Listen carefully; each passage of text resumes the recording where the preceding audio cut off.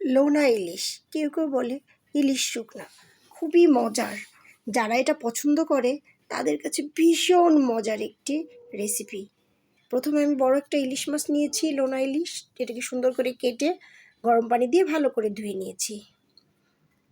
ধুয়ে পানিটা ঝরিয়ে নিয়েছি। এখন আমি ফ্রাই প্যানে একটু বেশি করে তেল দিয়ে দেব এর ভিতর পেঁয়াজ বাটা, বেশি করে একটু পেঁয়াজ বাটা দিতে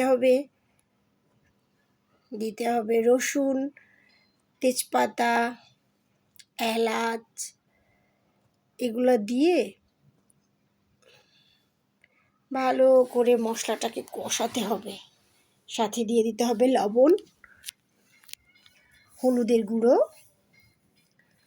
এগুলো দিয়ে ভালো করে মশলাটাকে তেলে কষিয়ে ফেলতে হবে। একদম কষাতে মশলাটা যেন তেল উঠে আসে, সেভাবে সুন্দরভাবে কষাতে হবে। আর অনবরত নাড়তে হবে যাতে করে মশলাটা লেগে না যায়। তেল উঠে আসছে, এর ভিতর আমি এখন দিয়ে দেবো কাঁচামরিচ। যে শুকনো মরিচ বেশি পছন্দ করেন সে শুকনো মরিচ দিতে পারবেন। আমি কাঁচামরিচটাই বেশি পছন্দ করি, এই জন্য আমি এটা থেকে কাঁচামরিচ দিয়ে দিলাম। কাঁচামরিচটা দেওয়ার পরে আমার কাছে মনে হলো আর একটু হলুদ দিলে কালারটা ভালো আসবে, যেহেতু আমি কাঁচামরিচেরই রান্না করব এটা, তো আমি এটাকে একটু হলুদ দিলাম। এটাকে দিয়ে আমি এখন মশলাটা কষা হয়ে আসছে, তেলটা উপরে উঠে আসছে। এখন আমি দিয়ে দেব সেই মাছগুলো, ধুয়ে রাখা মাছগুলো, কেটে গরম পানি দিয়ে যে ধুয়ে রেখেছিলাম মাছগুলো, সেই মাছটাই আমি এখন দিয়ে দিলাম এবং এটাকে আলতোভাবে নাড়তে থাকলাম।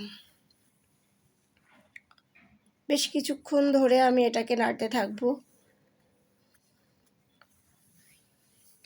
মাখা মাখা হয়ে আসছে নাড়তে এবং এর উপর দিয়েও আমি তেল দেখতে পাচ্ছি।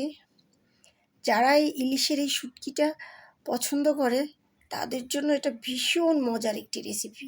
আমি এখন এটাকে পানি দিয়ে দিচ্ছি।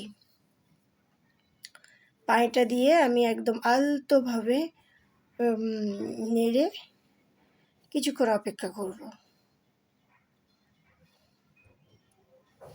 পানিটা ফুটে উঠলে আমি এটা দিয়ে দিলাম জিরের গুঁড়ো দিয়ে আমি সব জায়গায় একটু নেড়ে চেড়ে মিশিয়ে দিলাম। এটা সাধারণত মাখা মাখা হলেই বেশি ভালো লাগে। হ্যাঁ, এটা ঝোল একদম আমি টানিয়ে ফেলেছি, মাখা মাখা। এটা যদি কেউ ভর্তা খেতে চান সে অবশ্যই এই কাঁটাগুলো শুধু ফেলে দিবেন, হয়ে যাবে ভর্তা রেসিপি। আর না চাইলে এভাবেও খেতে পারেন। খুব সুন্দর একটা কালার আসছে, এক প্লেট ভাত নিমেষেই শেষ হয়ে যাবে। Thanks for watching.